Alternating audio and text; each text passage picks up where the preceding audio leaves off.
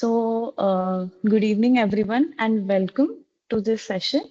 And my today's job would be to elucidate or tell you about how to navigate decision making at the early stages of research career and my own insights, how I'm transitioning from my bachelor's into the master's in an institute like IIT Roorkee. So, a brief introduction, as Vinit sir told you about me, but I just brief you about where I pursued my bachelor's and what degree and how I actually came into this domain. So, I pursued my BSc in biotechnology from Nauroji Wadia College that was affiliated to Savitribai Phule Pune University, and I'm currently pursuing my MSc at IIT Roorkee. And my broad areas of interest lies mainly in protein chemistry to study the mechanistics of the protein-protein interaction, studying its ligand receptor docking, and also in protein engineering. And my transition is that coming from a pure biotechnology background and transitioning into an interdisciplinary ecosystem. As in my particular degree, different subjects like mathematics, bioinformatics, programming, and even if we talk about chemistry and various other different subjects, they link with each other. So coming from a pure core domain of biotechnology that is quite application based, coming and switching to a degree that is more uh, dependent on core aspects, it is quite unique, and it helped me to expose myself to the both academic as well as research environment, and how I'd help, how I'll try to, make you understand the kind of academic and research decisions that students are often unsure about to just take during their early initial or infancy stages of their career. So if I talk about the framework in this case, that how exactly one actually decides to move into their, the phase of research. Can I be a bilingual here, or just can I just stick to English? Like Vineet sir? Yeah, totally. Whatever you're comfortable with.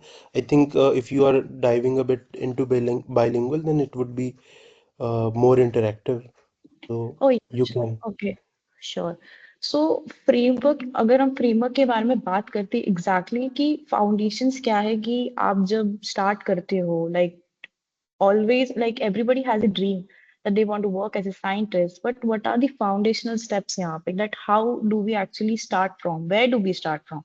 People, in that language, if we say in from scratch, then how do we start from? So majority of the people, including myself, when I entered into my bachelor's, I started without any kind of clarity. That I got into bachelor's and I got into my bachelor's in 2021. That was in the complete transition between COVID to the, in the COVID era. And I had no idea exactly how I'll proceed with my degree and what future is after that. So many of us, including you, might also be the one, या आपके जितने भी peers रहेंगे, आपके friends रहेंगे, वो भी start करते without any clarity. And as you approach your senior years, you go to your like third year or fourth year, if it's an honors program, and then you switch to masters, used by your peers, your teachers, your professors, even your friends who are working in the particular environment will help you to guide you.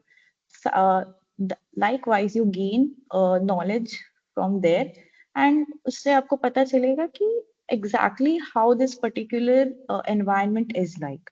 Next topic is the decision points in research. As I said, the research is very vast. So it cannot be like कि I like molecular biology. Like if I say, for example, कि मुझे molecular biology पसंद है. Like in my bachelor's, I was very fond of molecular biology and biochemistry. But I like those subjects. And the thing is that when I sat for the integrated PhD interviews, then I was told that I had to be very specific for what I like. If I like molecular biology, then there are like it's quite a plethora of topics there are there in molecular biology. There is DNA, there is RNA-based studies. I could study the histone protein interactions and everything. So then I got to know that decision points that becoming fine-tuned and approaching it with proper precision is very much required in research. That in bachelor's we lack to understand, or we don't understand that very much well. And then next topic is that is learning through exposure.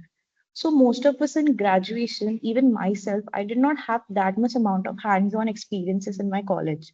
I gained hands-on experiences through applying for apprenticeship or going through internships, talking to professors when attending different kinds of seminars. And likewise, I interacted with lots of people, the PhD students, they mentored me really well. And gaining little by little exposure, I got to understand how exactly research works. So actually, I still haven't understand because it is said that within the PhDs that it is very tough to understand how research proceeds. You are just in the ecosystem and you understand exactly research कैसे proceed करता है. It's not just हम एक experiment कर रहे हैं and we are trying to prove a hypothesis. In that case, we have lots of aspects to it. Like if we have a experiment, for example, अगर हम develop कर रहे हैं, हमको एक gene निकालना है that is responsible for a disease. But there could be a reason that gene undergoes mutation or the gene has some different kind of duplication based activities that could actually trigger the disease formation, or the gene forms a protein, that protein is responsible to cause the disease. So there are plethora of interconnecting mechanistics जो कि होते हैं while understanding how exactly research proceeds, or how exactly एक hypothetic idea होता है तो उसको proceed कैसे करें. This can be solved by learning through the exposure. Like rather than just going through the textbooks, it would be better that when we go through learning from the your seniors or your professors, then you will grasp the knowledge well. And next comes the transition and alignment. If I talk about the transition will be exactly like when you are in your final years of bachelor's, or if you're in your final year of master's, if you're going for PhD, or if you're going for your master's degree from the bachelor's itself. तो तब transition phase ये रहता है that there's a bridging gap between when you're going from bachelor's to master's or integrated PhD.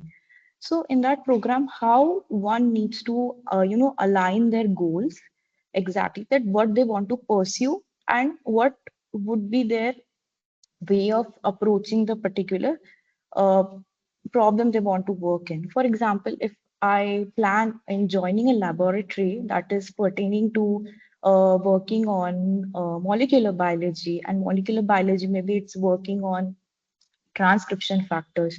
So I need to align my own goals with the lab's work, what it is going, and then understanding the crux of it. Then we'll be seeing the takeaways, that what we actually understand through the whole procedure here. So if I say that, why are early research decisions quite confusing? Because when we enter into the preliminary stage of graduation, if I talk about just say first years of masters हो गया या second years of masters हो गया, so many of the people are they are just trying to pass the semester exams, or they are indulging in different kind of activities. There are clubs and different roles they are playing within the college and in the graduation itself.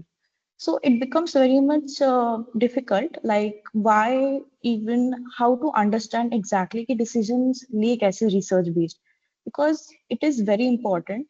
Based on that, it will actually help you to, it will help you to mold you how you will be in your masters, and also how that masters will actually mold you to towards your PhD here. So if I say in the first point that multiple career paths are available to you, so many of the people who are in graduation, they assume that research के अलावा we have an option, like we can go for job, we can go for something else also. So they're like they are not able to choose between. They have plethora of options. So they're like most of the people are like we'll go for something else. Why research? Because it takes long amount of years and dedication and sacrifice to go into research. It's loads of work. So most of the people are quite confused regarding the fact that what they need to choose, that actually hinders their research based decisions. Next is being too broad about your interest. As I said, that if someone wants to join a lab that is strictly or if someone wants to join a lab because that he or she likes molecular biology, then I would say that it would be better that you try to understand or ask yourself that in if you like molecular biology, then in molecular biology, what you would like. Like for example, as I said, it could be enhancer-based studies, it could be transcription factors-based studies. You could study DNA protein interaction. You could study the transcriptional mechanism of pathway. You could study the linking of the post-translational modifications. Like that, you need to limit yourself that what exactly domain you're interested in, and then actually understand that will help you to realize what your interest lies in and where you want to go forward with your research. Next is limited exposure at early stages. At the graduation level, it becomes very tough because we are just entering from the high school to the first year of bachelor's, then it becomes very much difficult to get proper exposure at the very infancy stage or the preliminary stage, because in the first and the second years of masters, if we don't have well amount of guidance, then that will actually not help us to gain what type of knowledge we are trying to gain. Like like if a person wants to go in research, then he and she needs a teacher. Like we had a professor who was from NCL Pune, and she was working with Arabidopsis. So when she was a scientist before, so when she used to talk about her experiences, it intrigued us that how exactly she used to, work on her experiments. If her experiments failed, how she used to optimize about it. So that actually gave us a sense of idea that how exactly things happen. If you are moving forward with research, you're moving forward with science in this case. So many of the students lack that. So limited exposure at early stages makes it very much difficult or makes it a bit confusing at the beginning. Next is the pressure of competitive exams. So as we know, we live in a country like India. For each and every degree or each and every program, we need to sit for competitive exams. And if you want to get into research, it's not just competitive exams. It's after your competitive exams, you have to send an application where you will be thoroughly describing about your rules. आप एक SOP लिखते हो, statement of purpose, where you propose a research proposal based on what you want to work on. आपको कौन सी lab join करनी है, आपको कौन से domain में काम करना है. And here you have to be very much crafty about it. Crafty in the sense आपको बहुत specific होना पड़ेगा, आपको बहुत scientific होना पड़ेगा when you will be explaining about your own likes and dislikes in this case. And this is the most crucial part. यहाँ पे ही बहुत सारे लोग रिजेक्ट हो जाते हैं. After this it's the round of interviews where after in a pool or a cohort of students, they only select handful of students who have a well made research proposal and they have nailed in the interview. So many of the people, they have the fear and the pressure of competitiveness or the competitive ecosystem. Due to this also they are like we would switch to something that is far more easier. And next is the fear of wrong decisions. As I said, that the research is a very long duration. It requires long duration, long periods, and lots of sacrifices. So many of the people they get into this program, but most of them, they are in the just they get into the by the fields. But उनको बाद में से realize होता है कि हमने शायद से कोई गलती तो नहीं कर दी. You see your peers जो कि engineering कर रहे हैं, कोई MBA कर रहा है, they have jobs, they're enjoying their lives, but PhD or research is not about enjoyment. You get time for enjoyment. ऐसे नहीं कि आपको कभी टाइम ही नहीं मिलता. You get it. But जब आप दूसरों को देखते हो, आप अपने दोस्तों को देखते हो who are in non-science background, non-research background, they have they tend to have a better life. And जैसे there's a thing in corporate called as 9 to 5. वो 9 to 5 वाली चीज research में नहीं होती है. बिकॉज इवन अगर मैं आपको मेरी एक्सपीरियंस बताऊं, I am currently working at as a winter intern for a project in the structural biology lab, जो कि हाजरा लैब है। तो वहाँ पे भी sometimes I have to work till 8 o'clock 9 o'clock, exceed हो जाता है मेरा टाइम। दो मेरा काम is still, at the very preliminary stage, still it takes lot amount of time. So 5-6 घंटे तो लग ही जाते हैं। So वही है कि many of the people they are quite मतलब confused at the moment कि is it made for them? They are not joining just because of peer pressure in this case. And next आता है कि lack of clear mentorship and exposure. As I said, that mentorship and exposure can literally change the game. Like it is very crucial. There might be a professor, there might be a role model, be anywhere. आपका कोई coaching का teacher हो सकता है, आपका कोई professor हो सकता है, आपका कोई सीनियर हो सकता है। Even there are many people on LinkedIn. I've seen that they literally guide you, they mentor you so well that you can talk to them, you can approach them, understand a problem. If you are stuck in a situation, they will help you out with the criticalities कि कहाँ पे issue है, क्या करना चाहिए, क्या नहीं करना चाहिए। And it's not just mentorship on the basis of textbook knowledge, mentorship on the basis of experiences. Because abhi, agar if you meet someone who has given interviews or who has sat for that exam, whose research proposal got accepted, or if but there could be someone जिनका interview clear नहीं हुआ, but they could guide you really well on the basis that कि क्या करना चाहिए, क्या नहीं करना चाहिए.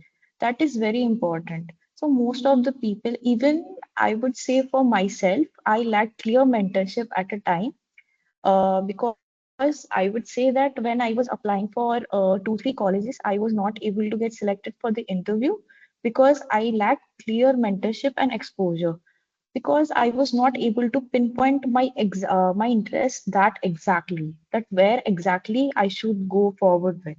So that is very critical, and that is how you need to understand.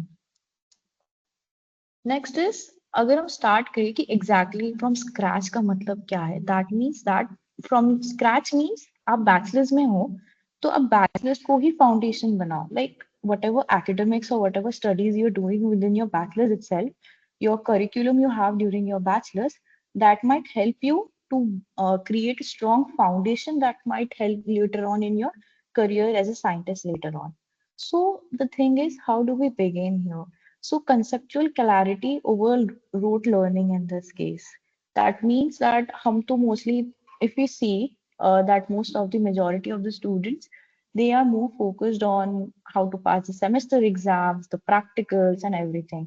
But I would rather say that from your bachelor's itself, from your first year itself, you should have the habit, आप लोग या आपके friends को आप suggest करें कि inculcate कीजिए वो हैबिट, आप एक हैबिट बनाइए खुद की कि आप कंसेप्चुअल क्लैरिटी लेके चले। May it might take you more amount of time rather than repeatedly रट्टा मार के पढ़ने में, but it would give you, it will help you a lot, because later on you will see that there is later on you will observe that जब आप एकदम higher level में आओगे in the higher studies, in the PhD, and even if you're going for some projects kind of thing, there is lots of interdisciplinary concept interconnection, where a concept of chemistry is being applied to cell biology, or a concept of physics is being applied to somewhere else.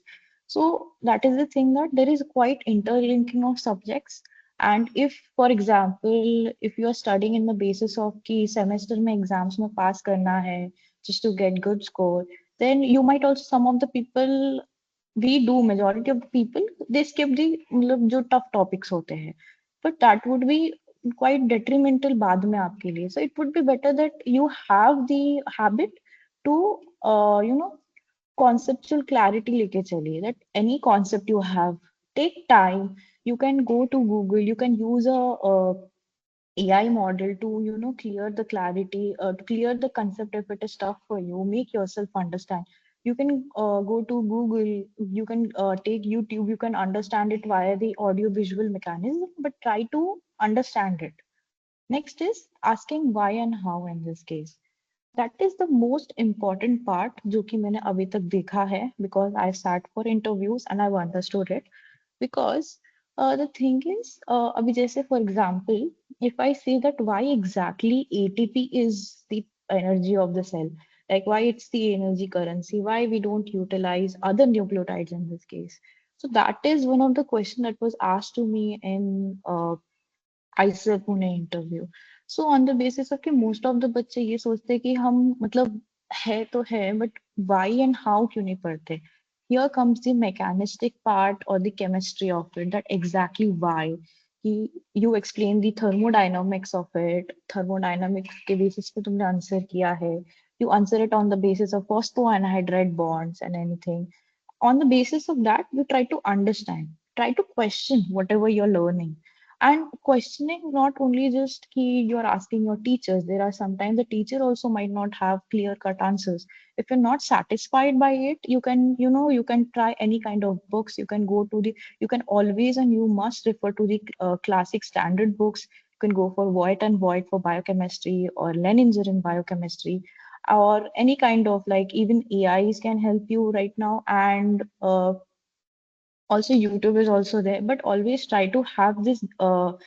ये चीज आपके अंदर होनी चाहिए कि you should be able to question whatever is there literature को या scientific literature को आप question कर पाओ because question say there is development of ideas and hypotheses and you might not know that uh, this might actually prove to be a very good type of hypothesis that could be proven as a research in this case. Next is strong basic support future research. As I said that अगर आप conceptual clarity लेके चलते हो आप अपनी foundation जो है basics जो आप पढ़ते हो बाद में आपको वो बहुत काम आता है रिसर्च में बहुत ज्यादा काम आता है तो for example as I said that हम डीएनए के केस में पढ़ते हैं वी स्टडी द डीएनए के बारे में पढ़ते हैं that we study the single standard DNA double standard DNA and later on we learn जब हम पढ़ते डीएनए के मैकेनिस्टिक्स के बारे में या बायोफिजिक्स के बारे में we know that DNA absorbs at 260 nanometre but why is it 260 nanometers? What is the biophysics behind it? How the different bases जो रहते हैं purines and pyrimidines के how there is chemistry behind it because they are all conjugated ring type of structures. So there is conjugation between them. There is a factor of resonance in them. So how it actually connects with it. So you need to understand the mechanistics, you need to understand the chemistry, the biophysics rather than just sticking to the biology आप मतलब यही approach देखिए कि it would be better to connect everything by interdisciplinary way and academics that train scientific thinking. I understand many of us, though my university made a syllabus that was very much synonymous to the entrance exams and that would help me to properly transition into masters. But many of the people, many of my friends whom I have in IIT, they didn't had a clear cut they didn't had a clear cut syllabus with them. So many of the people they lack their foundation in terms of academics.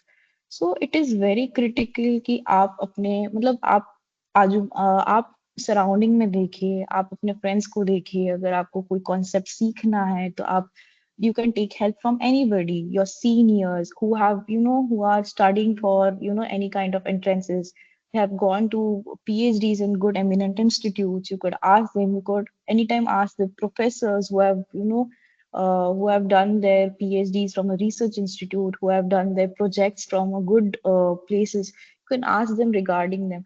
And as I said that when my professor who did her PhD from NCL used to teach her subject was plant biotechnology but when she used to teach about in the way as a how you train a research mind in PhD when she used to uh, teach us like that then we used to grasp it so yes it's very matlab, it's really we used to think ourselves that yeah it's so good अच्छा लग रहा है पढ़ के वगैरह वगैरह because it was not just textbook knowledge other than that, a professor or a person who has gained so much of experiences in lab, within मतलब in vitro, in vivo way में, they are able to tell you about their experiences rather than their uh, rote learning and textual knowledge. So it becomes very critical.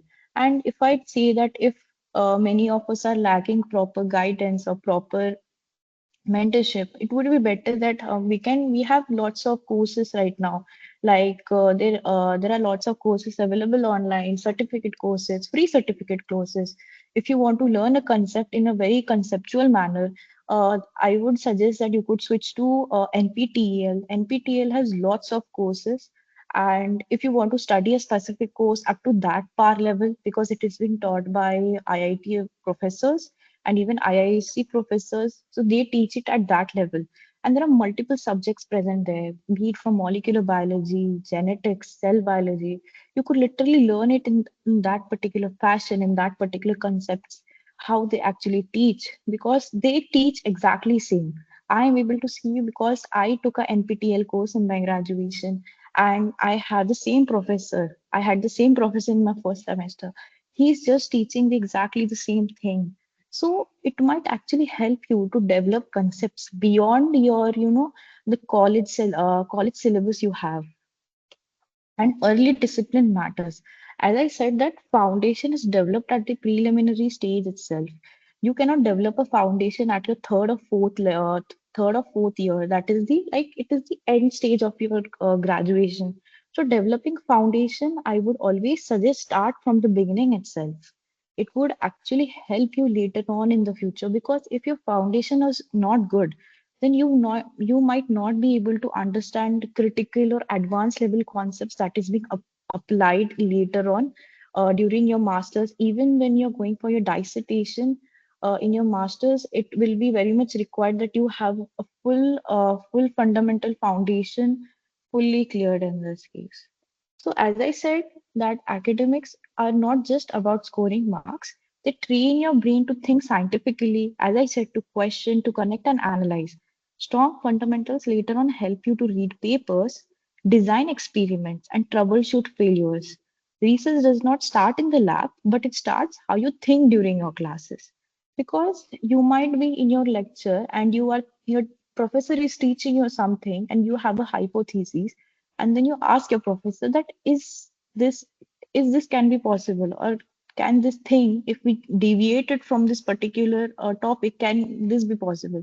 So you need to have the just to ask questions to your professors, to your teaching assistants, कि पूछिए, जितना ज्यादा आप पूछेंगे उतना ज्यादा आपको भी अच्छा लगेगा, and that will actually later on help you to establish a good communication between you and your professor. Next is marks and understanding. So majority thing is that if you are like if you have given an entrance exam or you will be given an entrance exam, for example, transitioning into masters, you are sitting for IIT JAM or TIFR or GADB, GATE or CUET exams or other state university exams. So majority of the time the cut for to clear the cutoff, you obviously require high marks, but it is a very bad correlation that if you have high marks, then that person might have good research aptitude in this case. Because as I said, that research aptitude is developed. It is not absorbed through textual knowledge. It is developed through understanding, through experiences, understanding it through laboratory, and understanding through whatever experiments that you have been doing it. So understanding enables problem solving. As I said, for example, कि you are आप एक HDS page लगा रहे हो, for example, and you are trying to get smears, or you are trying to get the bands of protein. But you observe that there is a case that after electrophoresis हो जाता है, and then you analyze it in the gel doc, you see that the bands that you have got is quite smeared, or the bands are quite मतलब the band smear हो गया या proper नहीं मिला है. तो in this case, you might question that what was the problem. You would check for the troubleshoots in this case. Ki what has happened in this case? Ki did I do any kind of mistakes during the buffer making, or did the protein got degraded, or the gel was not properly made, or the electricity or the voltage at which I was electrophoresing, was it a problem with that? So you need to understand the concepts here, because you know that it is based on electrophoresis is based on completely on chemistry. on the basis of it is completely based on electrochemistry, then you're understanding exactly how it takes place. So problem solving will actually help you to understand concepts and understand troubleshoot really, really well. Then the next point is that exams test memory and research test thinking. So as I said that be it the entrance exams or be it the normal semester exams, it generally tests your memory, that how well you know. But when you enter into a higher level, or for example, like right now in my college or in different IITs, so most of the papers are very much research aptitude based. That we have questions based on experiment point of view. That we have questions that is made on the basis of if like there's a case study based question, there's a laboratory based question, as I said example priorly to you based on SDS page. So there are questions like on that we, so as you move forward in the higher level, the way of examination becomes different. It's not just based on memory, but later on it tries to test your research aptitude.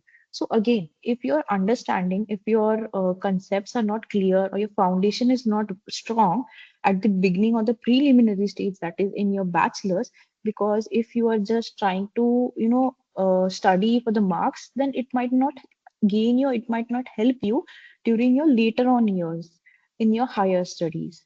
So that is very critical that you try to understand that conceptual clarity, and trying to build a good foundation in your subjects is very critical in this case. And what subjects you ask me? The core subjects, that is cellular biology, molecular biology, genetics, and the most important one is the techniques.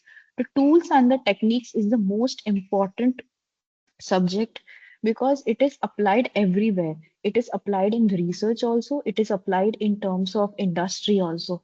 Because without tools and techniques, be it agarose gel electrophoresis, or for example, the classic example is the PCR in this case, the polymerase chain reaction, that is applied everywhere. It is utilized in the hospitals also, it is utilized in the industry also, it is utilized in the research also, in a laboratory to amplify the DNA samples. So in this case, this particular subject becomes the most crucial in terms of biology.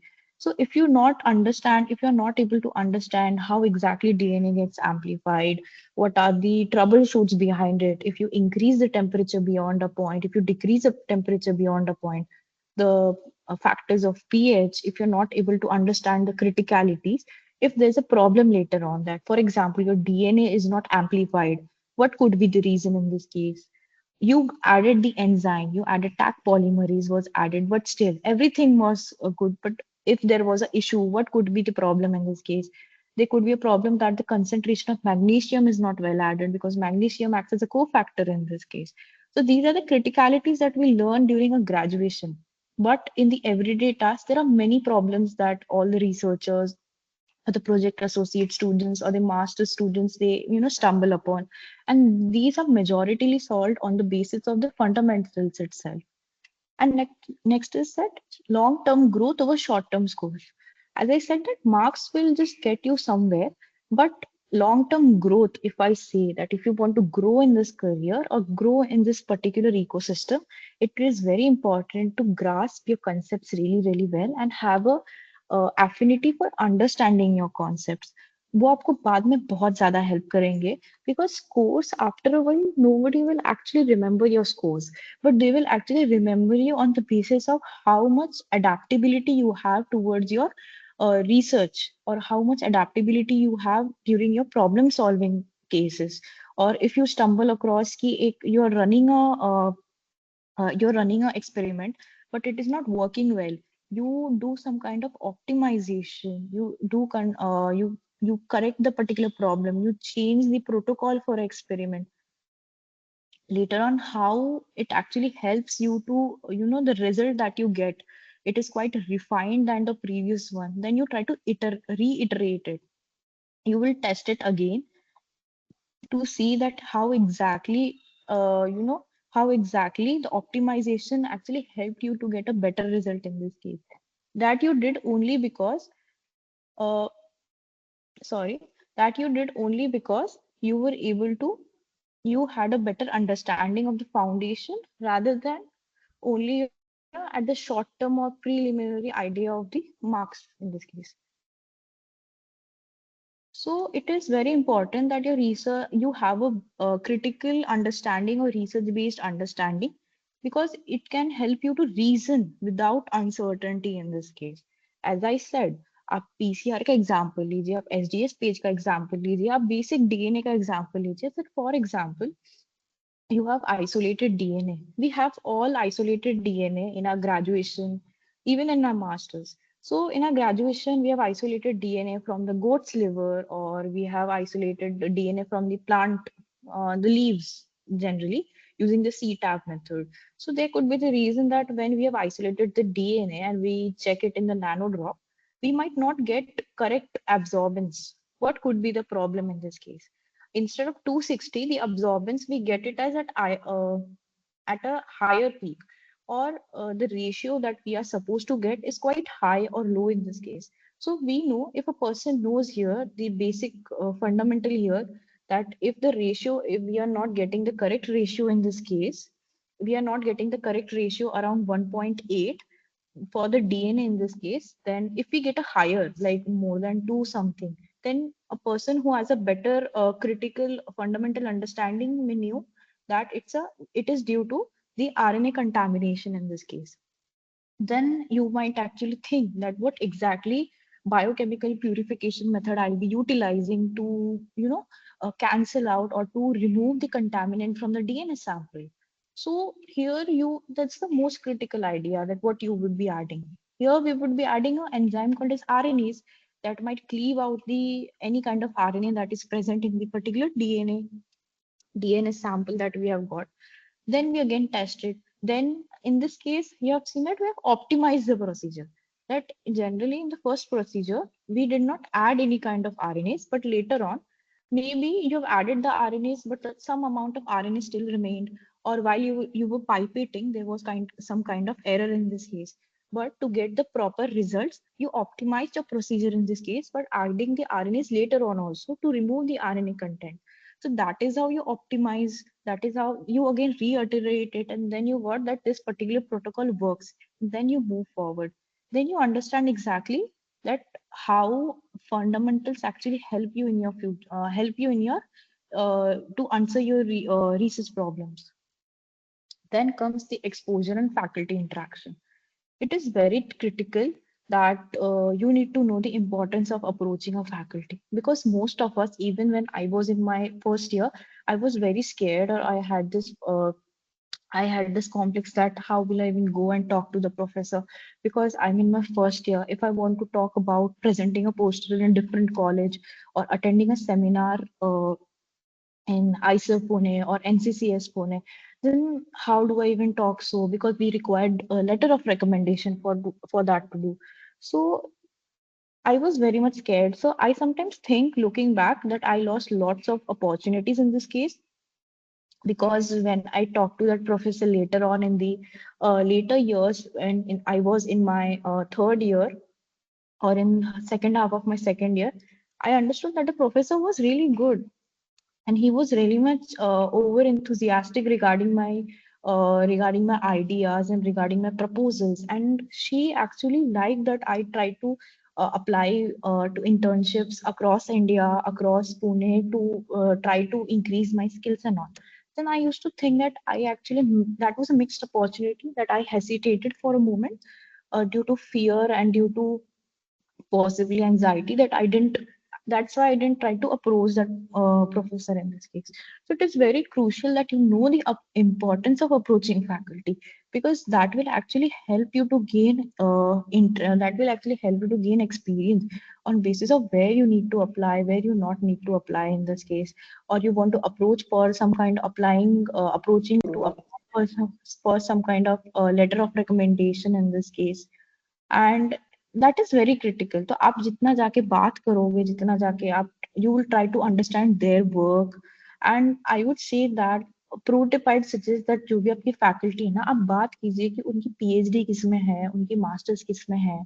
Even if somebody has done their postdoctoral degree, if they have done some kind of research research associateship in some kind of institutes, brick institutes mein or CSR institutes mein, try to gain their experiences because they know a lot. They actually know a lot. And without the textual knowledge, because semester में क्या पढ़ना है वो तो आपको पता चल ही जाएगा. But what exactly needs to be gained is through this. That will actually help you the most later on in your future. And professional communication matters because the more you try to talk with your professor, you know how to talk to someone professionally who is elder to you, who is more qualified than you, and that will actually help you when you're having intercommunication between a different college professor, a different institute professor. For example, you want to apply for a summer internship at any of the institute, I say you want to come to IIT itself. So अगर आप एक step से step by step ऊपर नहीं जाओगे, आप directly तो apply नहीं करोगे. You want to know exactly how would you apply. So you would gain insights from your professors who would actually guide you exactly कि आपको क्या करना चाहिए.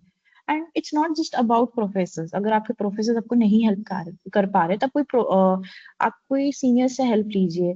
You talk to someone who is in that institute itself. Like I get many of the messages from the students on LinkedIn that how exactly they would approach a professor for internships, for summer internships, for winter internships. The classic answer is that you mail them regarding that, because through mail only you try to tell about what interests you have regarding, and then उसके बाद ही आप उनको बताते हो कि आपको क्या चीज अच्छी लगती है. आपको उनका पेपर में आप if there's a paper of him or her, then what type of research you liked and what you think that you can work on better, and try to communicate with them. There might be cases that the professor doesn't respond to your mail. You might be disheartened that कि मैंने apply किया था but he didn't respond, but you should not feel demotivated by it, and instead that it would be better that you move forward with it. आप उतना ज्यादा अब try करते जाइए, आप मेल कीजिए, आप बहुत सारे लोगों को मेल कीजिए, and then one by one you'd see that some way or the other someone responds. And there's like you try to throw all your darts, but it will try to hit the bullseye somewhere, some point of time. And sometimes ऐसा होता है कि जिधर आप expect नहीं करते हो ना, उधर ही आपको लग जाता है. Actually, I'd share an experience where I applied to lots of places during my graduation, third year of graduation, and I applied to this NCBS program. That was the undergraduate lectureship program there, where the PhDs and the postdocs used to give, tell about the research insights and everything. So I applied for it because I was not getting any kind of suitable internship or, project-based activities.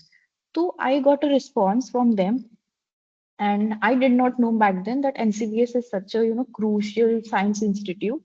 And then I got to know when I went there, I interacted with the people, I understood that how exactly, it helped me what I am today exactly. Because if I would have not gone there, if I would have just left the idea there that no, I didn't try to apply for it. I applied it like that only. Why to even go there? Because I didn't got what I wanted to get, then that would be missed opportunity, right? Then that is also there that मैं आज आपको ये बता नहीं पाती थी, because if because of that incident only I'm wherever I am here today. So that was one of the most turning point of me, that opportunities जो है ना वो इंटरेक्शन के थ्रू ही आती है.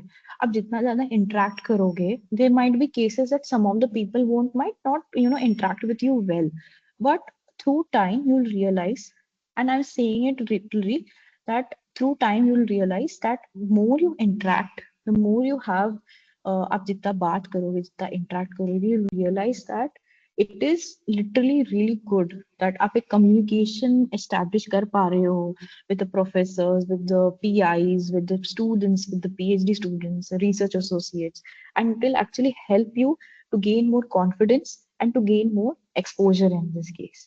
The way that don't hesitate to approach the faculty in this case, because many of us think that they are quite underqualified, and same fear as I said I had too. But over time, I realized that most of the professors, I would say, that expect curiosity and sincerity. And obviously, one more thing is that you should have the respective skills to apply for the lab. It's not like कि आप apply कर रहे हो and आपके पास कोई skills ही नहीं है. You know that, for example, you want to work in I take an example for the lab I'm working in right now. So I'm working in a structural biology lab, and my work is completely in silico, like completely computational work it is. So I have to model proteins, I have to check their electrostatic interaction, I have to check their docking and running simulations and dynamics. So that is what my project is exactly. But for that, what are the major skills मतलब major skills क्या होने चाहिए? Obviously, you need to know how to visualize a protein. So I use Pymol or Chimera X in this case.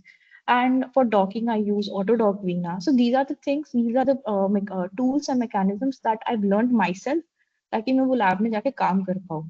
Because if I would have not known, then in this case, I would have lost the opportunity to work in such a good lab because that is very, I thought that at the initial stage, I thought that it's quite difficult. How will I even get through it?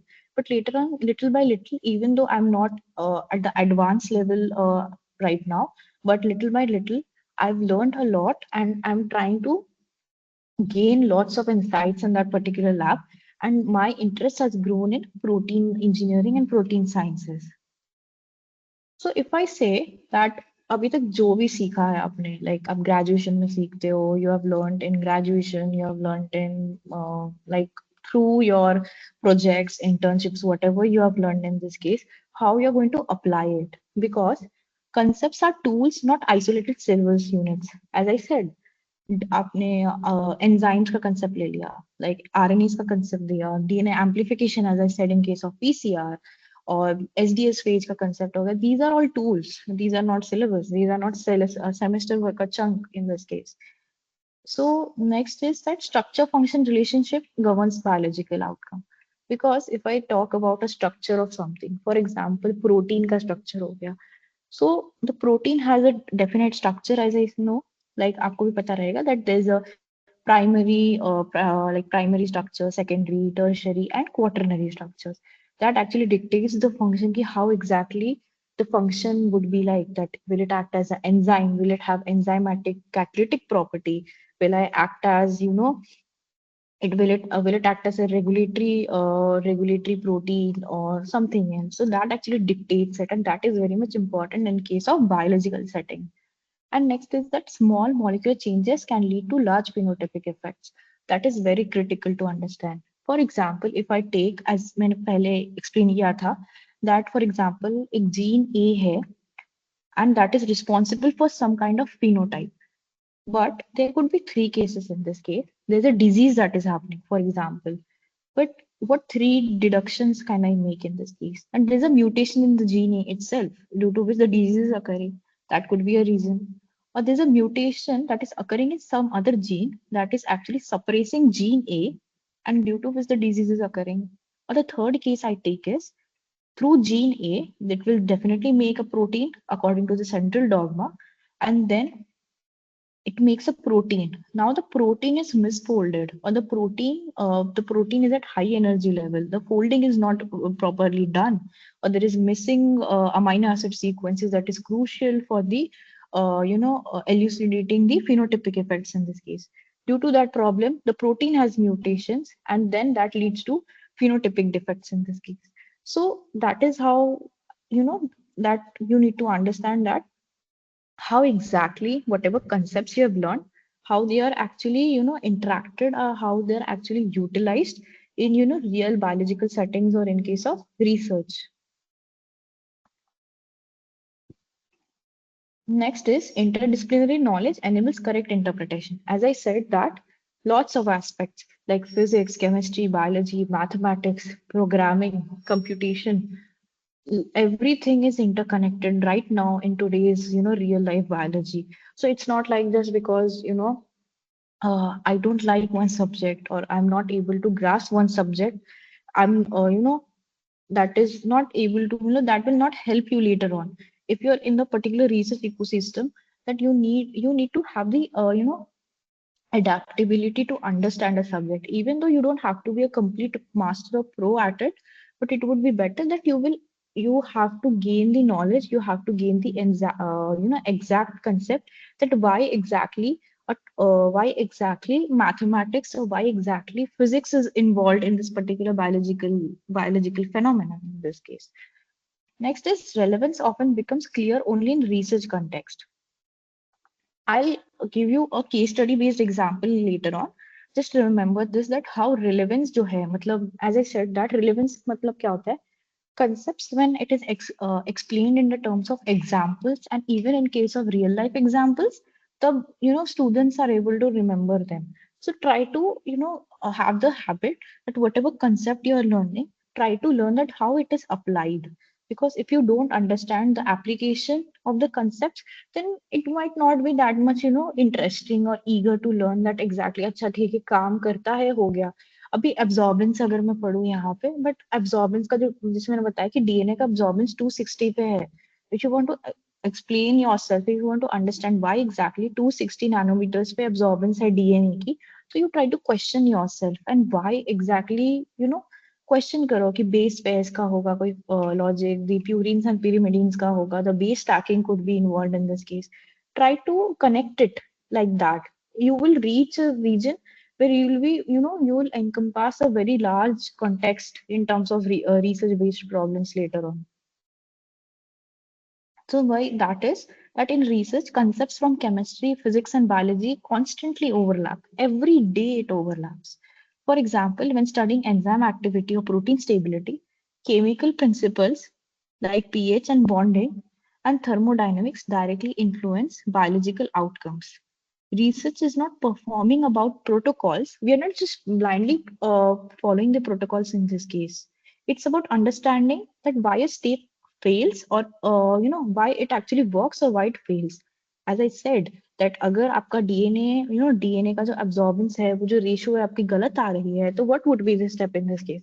You would do it again or you would do something in that maybe some of the factor is there.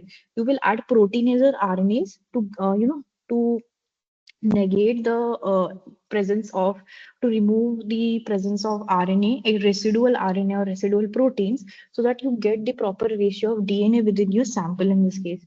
So this is how you try to utilizing your fundas, utilizing your fundamentals regarding your concepts, you will be able to solve your all the problems in research in this case. Next, as I said, that the relevance that I wanted to explain to you. This is the case study. And it's a really good case study if I say. And I'll explain you how and why. So, so thalidomide is a drug actually. Okay. So thalidomide from organic chemistry to developmental biology. So I'll explain it to you like how I explain it to the other students. That is that in organic chemistry, you have learned about wedge and dash model, right? The stereochemistry. So in stereochemistry, we have learned one thing is that uh, on the basis of where is it a wedge or is it a dash, the spatial arrangement in three dimension of a molecule, it changes. And in stereochemistry, the structure dictates the function in this case. On the basis of key where it is a R or it is a S, on the structure changes in this case due to one stereos on basis of chemistry it becomes two different kind of stereoisomers, but the thing is that these two stereoisomers also have a different type of function in this case. So let's see.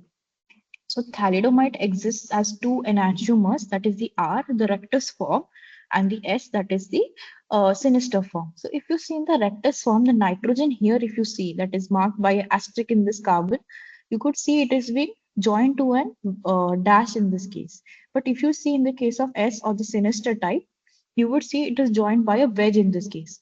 So both the molecules are same, the molecular formula is same, but you would observe here that the spatial arrangement in three dimension is different for both the drugs. So as I said that R and S form with the same molecular formula but different 3D spatial arrangements. If I talk about the R enantiomer, it is therapeutic in nature. It is a sedative and anti-nausea drug that was actually marketed to be used in the 1960s by the pregnant women who were suffering from nausea or the morning sickness at that time. And there's a S form, that is the teratogenic form that causes ling malformations. So when they were developing the drug in this case, so there was a chemical reaction by which it was an isomerization reaction by which the R form got converted to S form in this case. And when the drugs that was actually having the S form that was ingested by the pregnant women who were carrying babies at that time. It caused teratogenic effects. It lead to limb malformations, and the children that were developed by them, they had lots of problems. They had limb development issues. They had angiogenetic issues, and the limbs were not formed properly. The eyes were not formed properly. They were also called, there is cases called as thalidomide babies in this case. So the enantiomers here, it bind differently to the biological targets because the interaction base depends on shape complementarity, hydrogen bonding, and stereospecific pockets. As I said, that maybe the molecular formula would be same, but the three-dimensional stereochemistry aspects changes in this case. How exactly the representation or the spatial representation in the 3D environment changes in this case. Uske basis pe how it actually binds to specific cell or any kind of biological targets. Biological targets means enzymes or any kind of cell. If I talk about it, changes, or any kind of protein, it completely changes based on its shape and its spatial arrangement. So thalidomide interferes with the angiogenesis, limb development, and alters the signaling pathways. That's quite crucial during the embryogenesis.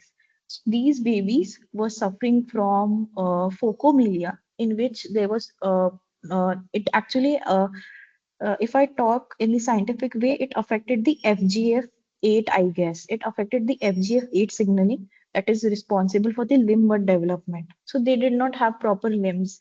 The eyes were not properly developed. They were called as the thalidomide babies.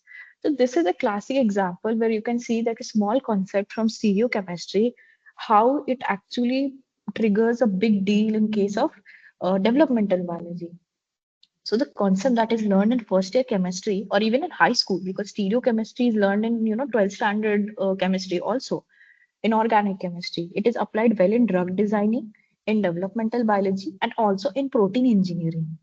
So stereochemistry is well applied in protein engineering because here we are studying, in my lab, we are studying the interaction of different beta lactamases with different cephalosporins. So in this case, in that cephalosporins, we are based on the different chiral centers, how they interact with the cephalosporinase, we study that.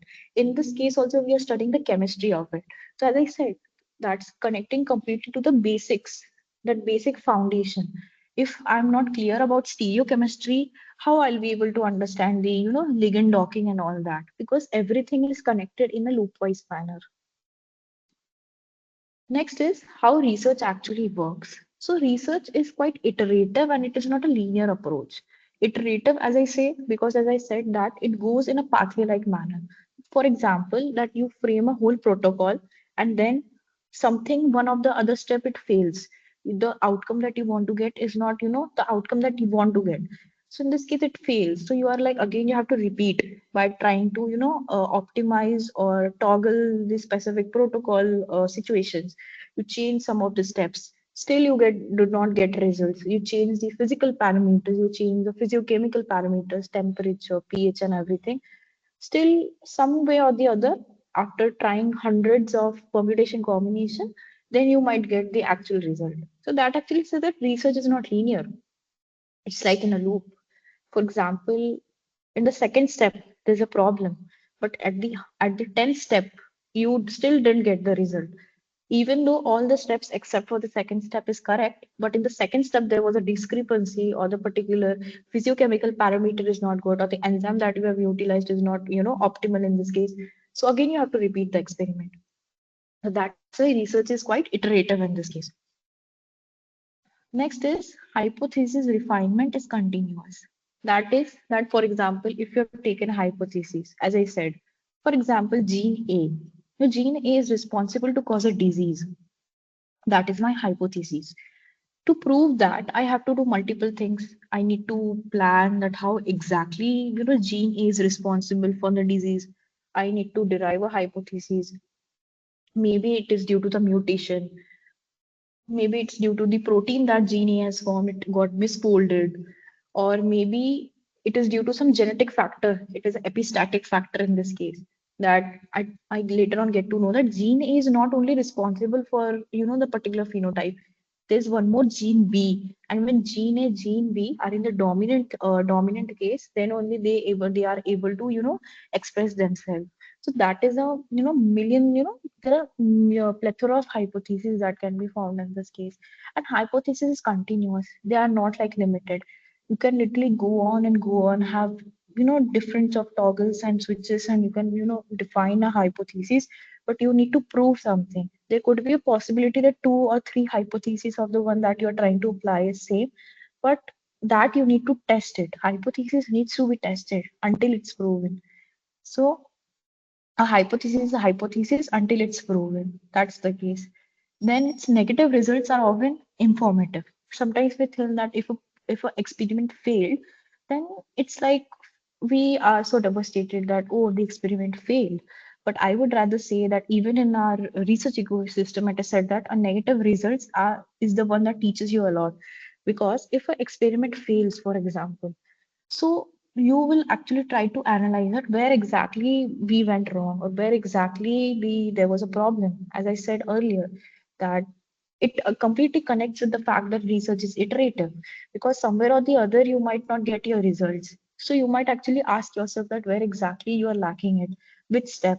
Is it at the first step, or is it at the second step, or the substrate you are taking is not optimal enough to get the result that I want. So actually negative results of failures in the research actually explains you a lot, because you might learn more from troubleshoots than from positive results. That you need to understand, and that is how you need to approach research actually. Next is optimization dominates experimental work. As I said, that in case of the absorbance ratio thing, that I optimize the protocol by the post addition of enzymes just to get the proper ratio of DNA in this case. So you optimize. Optimization is the key to get a good experimentation in this case. So optimization, whatever protocol we follow, like आपको भी पता रहेगा आप graduation में करते हो RNA, DNA. Even if I go for normal carbohydrate का determination, if I say the Bradford test or the Fallon's test for the carbohydrates, the reducing sugars ka, every step is optimized. Because if you don't optimize a step, so sometimes you might not even get the result. You follow the complete protocol, still you might not get the result. The substrate you're using is still correct. You're using starch or you're using maltose or dextrose or sucrose, whatever type. If I talk about reducing sugars, you utilize maltose, you utilize lactose. You can just you would still फिर भी आपका result नहीं आएगा, फिर आपको ऐसा लगेगा कि no, why I am not still getting the result. So you would try to optimize the steps. There could be a problem. Maybe the concentration that was mentioned in the protocol, you are not following that concentration. So accordingly, that you try to toggle the concentration on the basis of your C1V1 method, or based on that you try to optimize it. So optimization actually helps you with the experimental work here, because it's not like कि एक experimentation जो मेरे college में follow हो रहा है वो कोई दूसरे कॉलेज में भी फॉलो हो रहा है, बिकॉज इंटर डिपार्टमेंट में भी एक्सपेरिमेंटेशन अलग होते हैं. That is for example department that is working on microbiology और department that is working on proteins. तो माइक्रोब्स में भी they are working on proteins, but they particular क्या बोलते हैं, the protocol might not be the same, because every lab have their own different environments and own different protocols. If I talk next about is the context determines experimental interpretation in this case. As I said, that whatever you're doing, what type of experimentation you're doing, how to interpret the whole sequential manner में experimentation को, that is very much important. काफी crucial है, because if you're not able to understand that अगर हम DNA isolate कर रहे हैं, so if you are getting stuck at one of the step, that what on basis of what context you are getting stuck, what context, क्या यहाँ पे problem आ रही है. For example, enzymes की बात की, I used a hydrolytic enzyme in this case. So context is that I used a hydrolytic enzyme, and that is able to cleave out the DNA in this case, sorry, cleave out the RNA in this case, so that the DNA remains as it is, and we purify it and then we test it through the nanodrop in this case. So there are concepts that actually interconnect here with the experimental interpretation. Next is how exactly it is, like how exactly we move forward with the research in this case. So it is well explained here. So first and the foremost thing is that we begin with a research question. that how can we, for example, how can we improve protein stability, the crystallization. I'm working in a protein lab, then how can we improve protein stability or crystallization in this case? Then I might go with the hypothesis. As I said, hypotheses, there are multiple hypotheses that can be framed based on the literature. You find different kind of literature, you go through data and everything. Then examples like changing the buffer, a buffer cup, if you change the buffer pH, because you want to get a pH in which the proteins have interactions, the proteins have charges, because charges is the one that will help you fold it. If you have a pH, if you have a buffer pH that is equivalent to the pi of majority of the amino acids in the protein, as you know that at the isoelectric point the protein loses its charge in this case, so it might go unfolded in this case. So that you need to understand that how exactly you might change it.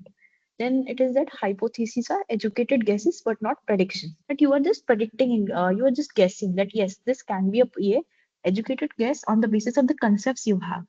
Just because you said that yes, I need a pH that in which the all the amino acid in the protein has a constitutive charge in this case, so that they interact with each other. So this is an educated guess, but you're not predicting it in this case.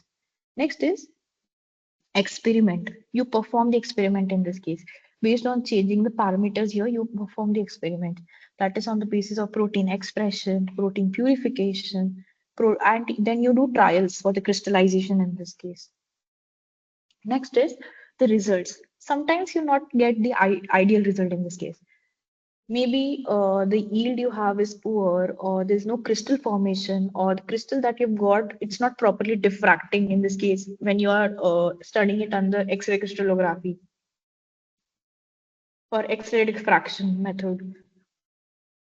Next is the analysis. You would analyze exactly where did you fail here, why did you fail here, the majority of the question. Did you do any kind of, did you follow these steps properly? Is there any kind of impurities here? But the conditions were followed well. If there is any kind of wrong conditions, or if I talk about the structural flexibility, because within the protein itself, when you are moving through a passage or linearity, linear passage or linear way of experimentation or protocol, the protein structure needs to be conserved. If the protein folding or the structure is not properly conserved, it might actually not yield you the results that you want to get. On basis of that, you critically analyze the cases in this case, then you optimize it. You optimization is that it again reiterate from the analysis, you go back to your experiment here. So the three cases here, that experiment, results, and analysis, they are in a loop actually, because experiment is done, you get a result, you are not happy with the result, you go to the analysis, why it's not happening, then again you change something, you go back, again it's in the loop. Next is optimization. So after after you analyze everything, you study that where exactly you've analyzed that where exactly the problem could be. So you modify on the basis of the physiochemical changes, temperature, buffer compositions, the tags of the constructs. For example, you want to purify the protein in this case. So what type of tags you might use? You might use a histone tag, you might use a mannose tag in this case. So on basis of that, then the constructs in this case, so the protein construct that you're making, the tag you're adding, is it in the n terminal in the n terminal or in the c terminal in this case. And then you apply statistics and controls in this case. You have lots of controls so that you are able to get quantitative data well enough that where exactly you're making mistakes in this case, and to make out exactly the positive controls and the negative controls, and the gradient based controls are being set up.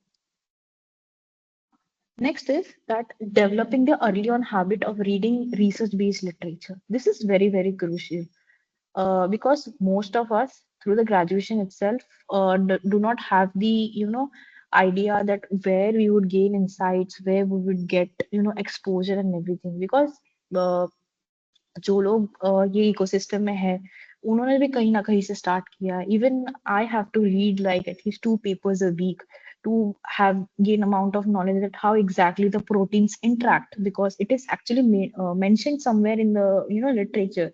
So I have to understand, read the crux behind it, read the chemistry behind it. So it is very crucial that when you're working in a research setup, that you need to do lots of literature-based studies in the research in this case. So the first thing is that literature reading builds scientific intuition. How you read a paper, how you're able to grasp it well, understand it, what problem they are actually trying to find here, वो problem को वो treat कैसे कर रहे हैं, वो problem को वो लोग सॉल्व कैसे कर रहे हैं, that is very crucial. So वो आपको पहले ही मिलेगा when you read the abstract completely. So the first and the foremost thing would be that when you go through the abstract, you read the abstract completely. Then abstract के जो last के 4 से 5 line होता है ना, you read that. Then you try to skim through the paper exactly that what it asks. The first and the foremost thing would be to understand the methodology, that what methodology you have used. Because as I said, that majority of the paper, other than the computational papers, majority of the methodologies that is being applied is like somewhere or the other learn. That in case of functional genomics, if I say that if it is using mouse based expressions और कोई gene based studies है, तो तुम knock ins कर सकते हो, perform knockdowns होता है, knockouts होता है. तो get to know about these, get to know about these techniques, have a gist about these techniques, understand, then you'll get to have a clarification कि exactly ये लोग मतलब क्या target क्या करना चाहते हैं, what they want to prove in this paper. That will actually help you to build a scientific intuition in this case. Next is the full comprehension is not required initially. Initially, you not have to read complete, the 60, जितना 16 page, 20 page paper. It is not required. धीरे धीरे से आप ऐसे build करते जाते हो अपने अंदर habit. Maybe at the beginning itself, even you might think that the abstract is also tough. But later on, abstract पढ़ोगे, then I said the way you need to, target it. First, read the abstract, then read the ending passage of the abstract, then just reading the research methodology, try to question it, then going it in a sequential manner. In that way, you will be able to grasp it step by step, and then you will be able to comprehend this literature in this case. Figures and models convey the primary insights. As I said, that figures and models, because figures and models, they have annotations beneath it. So you will be able to understand that what they are trying to prove here in a statistical or in the experimental point of view, what they are trying to prove here. Then you go through the research methodology. Then you see the what type of methodologies they have applied here. They have used lots of statistics here to prove exactly that from a control, and through the experimental, how they're able to prove that the hypothesis they're trying to target, the hypothesis is correct or it is wrong in this case.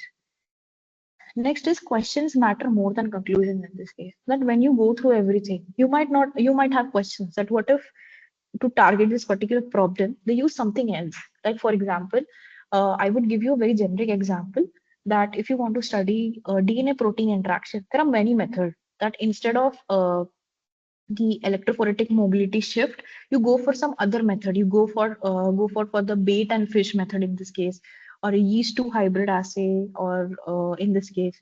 So you might understand that there could be a paper that is trying to target multiple approaches, or trying to target one approach. So in this case, try to have this idea of asking why and how. Then only you will be able to understand. अगर एक paper एक target करता है, एक technique target करता है, तो you might have a question at okay, maybe it targeted one aspect. What if we try to optimize the experiment and try to connect it with two different mechanisms, two different methodologies, or two different techniques? Will it give the same result, or will it give a different result? Try to question yourself. And may be आपको ऐसे लगेगा कि आप जो question कर रहे हो ना, already somebody has tried to publish a paper on it, or some research is going on in that. So you try to sometimes go through the chat GPT, or go through the Gemini, or go through the Google itself to find that is something a research based on this particular hypothesis, or whatever idea you have, you just put in there and search. Somewhere or the other you might find a paper in Nature, or in Science, or in anywhere, even in Cell or something, that you might get in the scientific literature, with the Bell H index, you might get papers on based on that. So it is it. Then you might actually have some sense of you will feel good that yes, I had a scientific intuition. That means I'm walking in a correct direction in this case. If you're able to question, if you see that yes, the idea you have, some scientist is working on that based on the hypothesis that you had in your mind, then you will be able to think that yes, you will have some amount of not happiness, I might say, but some amount of you might feel gratitude that yes, whatever I'm going forward with, whatever I'm learning is actually, putting into good use in this case. And next is that regular exposure reduces cognitive barriers.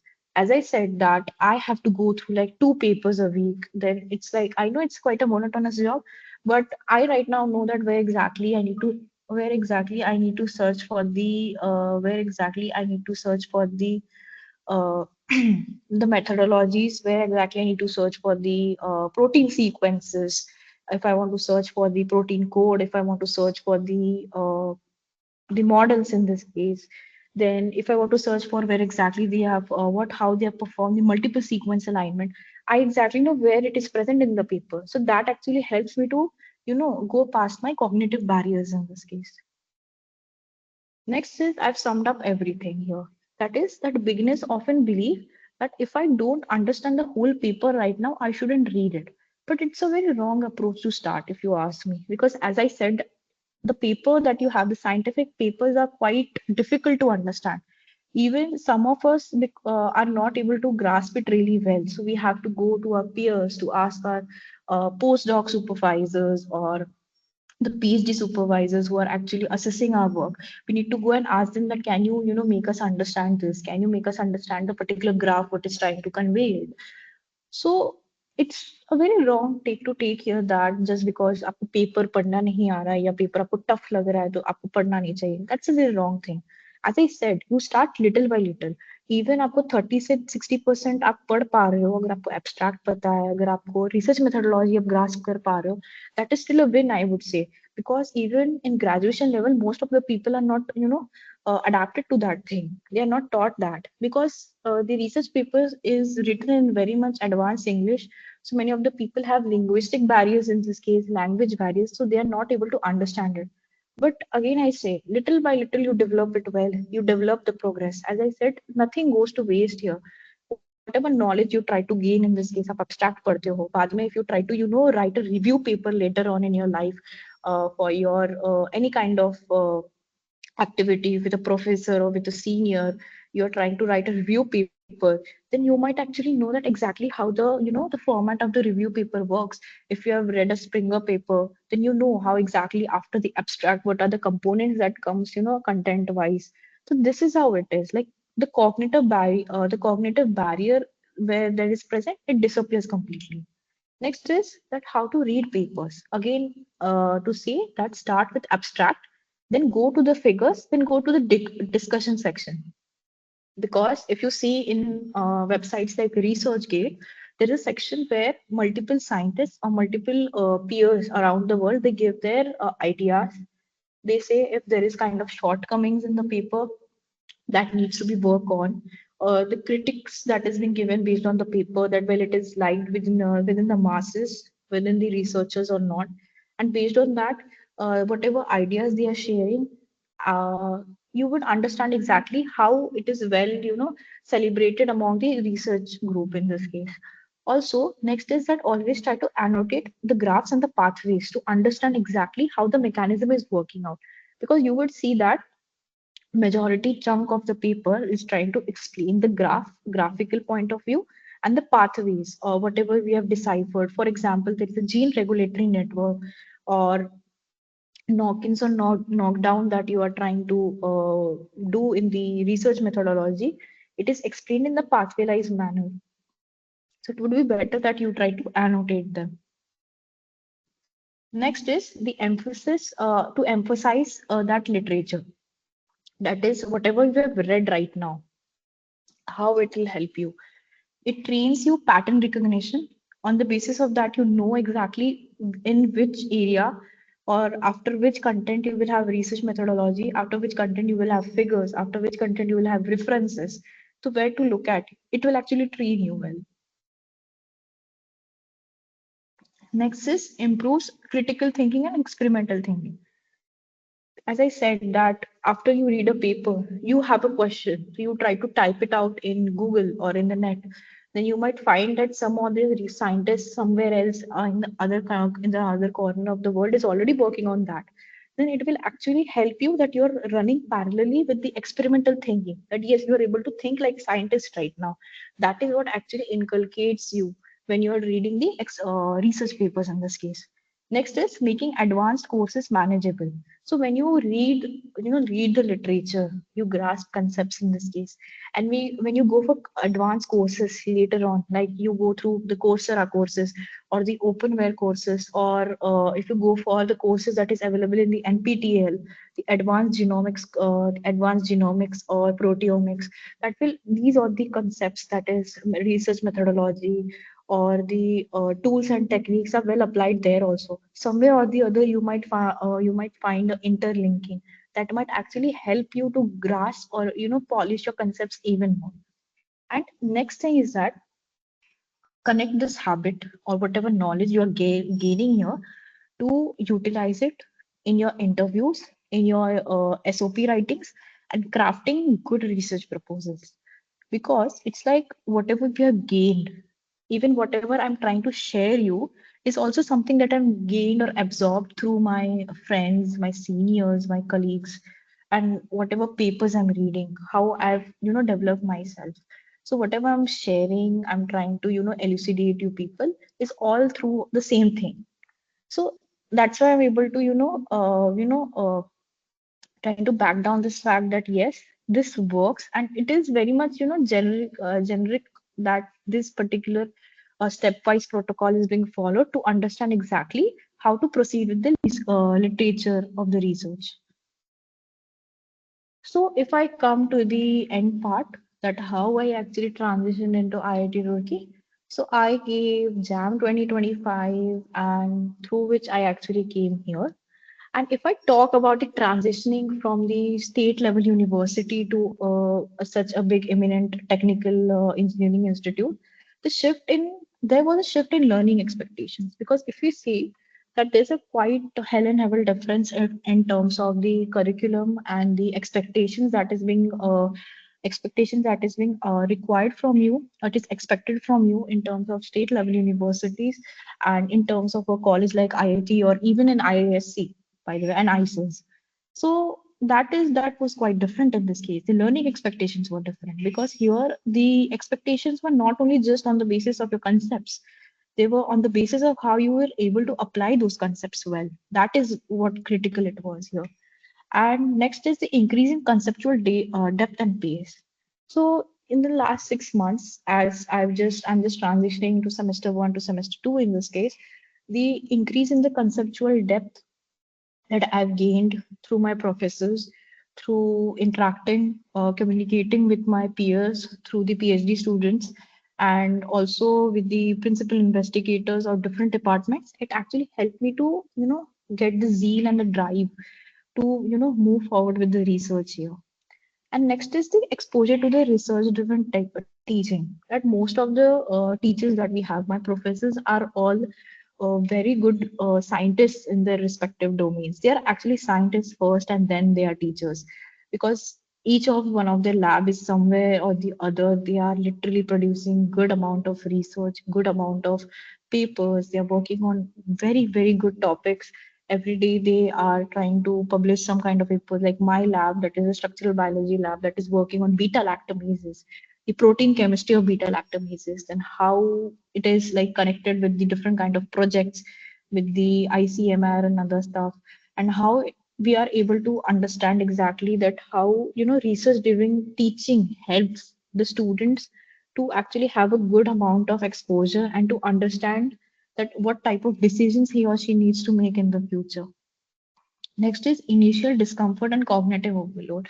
When I transitioned here, I knew that it would be quite difficult here because obviously it is, but at the initial case it was very much difficult because not for me, also to my peers, because I had good experience, because as I said, I spent like 3 to 4 months in NCBS Bangalore, and I had friends in ISA Pune and ISA Tiruvananthapuram, and they guided me well regarding how exactly it is, conceptually I need to build myself, and how much it's different from state universities. But many of the people, they had initial discomfort that the transition was quite difficult because all of a sudden where you are learning textual knowledge, they are like, we are not utilizing any kind of textual knowledge, and the teachers are utilizing research papers, research articles, and he's teaching from that. That becomes a bit difficult, because if you have, if you don't have any idea how to read a research paper, or to let alone how to understand a particular, fluorescence microscopy diagrams, or uh, Fred diagrams, or GFP based diagrams and the functional genomics of it. You study the in this case, it becomes quite difficult. Later on, we developed the thing that how to understand, how to assess them, but at the initial level, it was better. And then the gradual adaptations to the fundamentals. As I said, that when we were studying a particular subject, one of our professors, he teaches plant developmental biology, but he taught us plant developmental biology in the perspective of complete perspective of functional genomics. He didn't go into botany at all. So many of us, I had an idea about genes because I was from the biotech background, but many of us who are from the botany background, they had a bit problem, because if you study a particular concept that is taught in the botany point of view, that how exactly leaves are formed, how exactly your roots are formed, shoots are formed on the basis of structure and functions rather than just genes, that becomes a bit difficult. So we try to understand exactly, and we assessed ourselves again, same pathway, the research pathway. We assessed ourselves and where we are lacking. We are not able to understand the criticalities. So we went back. We got, we made ourselves comfortable with the concepts. We went through with the books, the functional genomics books. We understood through papers. We utilized, as in today's age and era, we have AI. We utilized whenever possible to understand ourselves, we utilized AI. So it helped us to understand the subject well enough. So that is what it is. And what helped me through the transition in this case? So asking questions without fear. As I said that here, the asking questions to my PIs, or my seniors in this case, the ones who are in PhD or in postdoc, asking questions to them without, having the fear or having the course of embarrassment that I might actually embarrass them in this case. I developed this thing. I am able to talk to any kind of professor. I'm able to have a conversation with them rather than just, going there just about discussing about my semester results or semester related work. I'm able to talk them beyond that. I'm able to talk about what type of research I like, what type of, if I have a research hypothesis, I would go to the teacher and I would share it with him. He might give me some kind of insights that I might be wrong in this case, or I might be correct in this case. So this is how I establish, this is how I've established a relationship with them. Next is accepting gaps in knowledge. There might be cases that there would be subjects where you might not be good in this case. So आपको ऐसा लगेगा that कि maybe I'm not made for it, but it's not like that. There is many cases.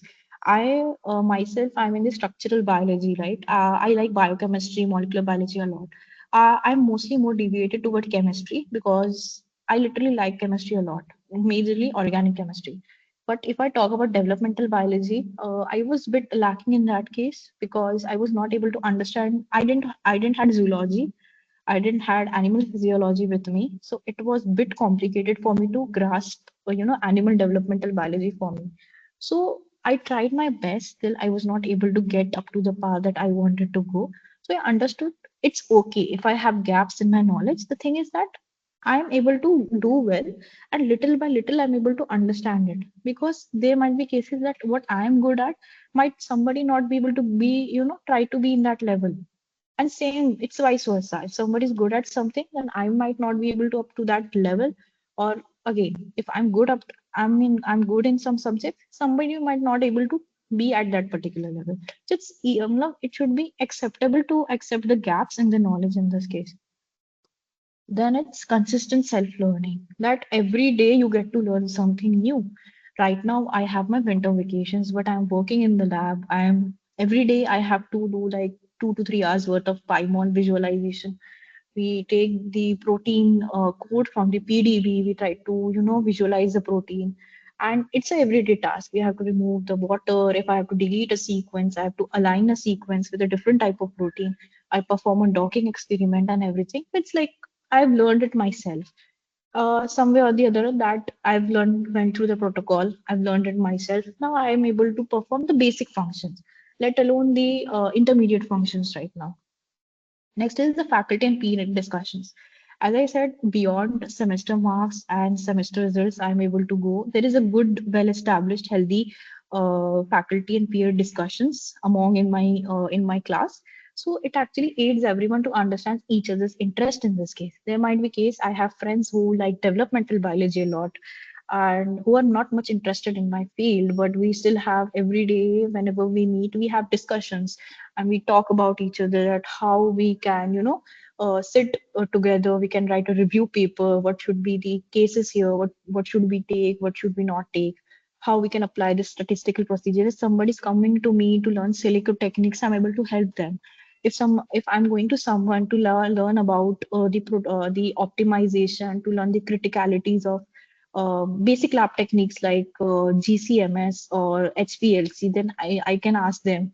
They help me out. So that is how it is. That peer discussion and faculty discussion is very much critical here.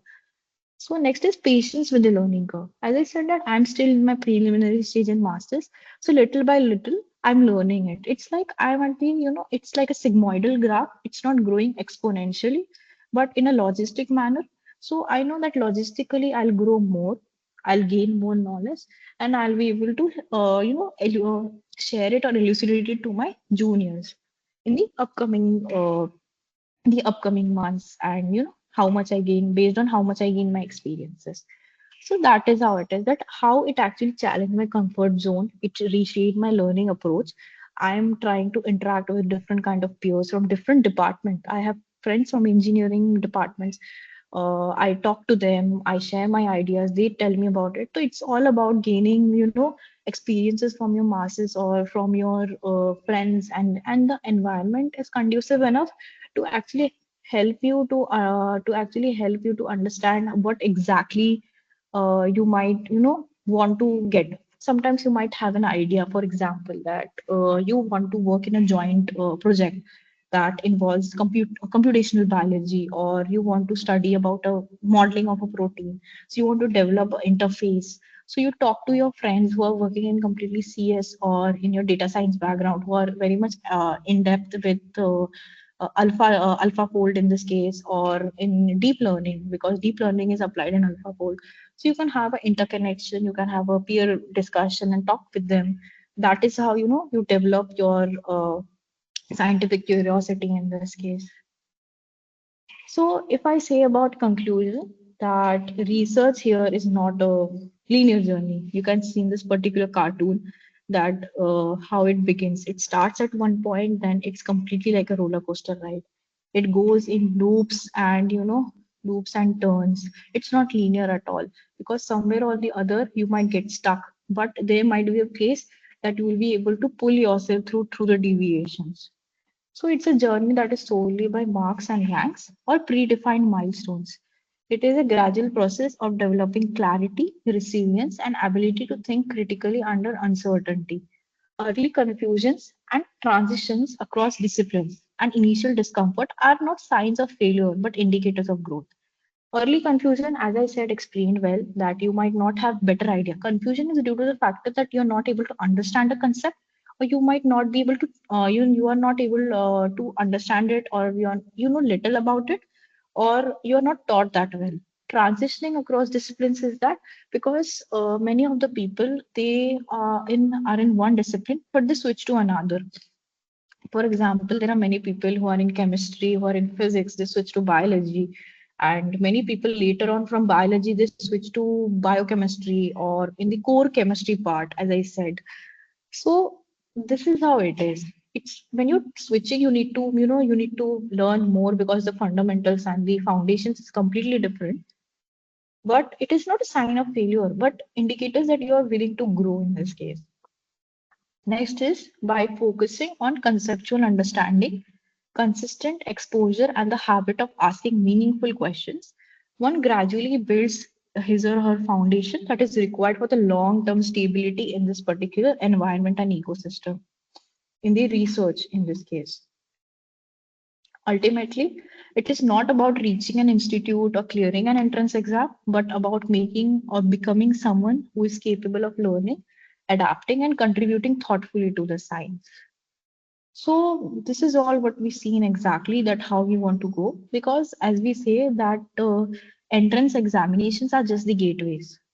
I'm not saying that you don't have to completely, care about your marks at all, because marks are the one that actually, it's the deciding factor that it will get you into the good colleges. It should not be the only factor in this case. You need to weigh it completely. You need to have a balance that along with good marks, you need to approach it later on well with a good amount of research aptitude in this case. So that is all. Thank you.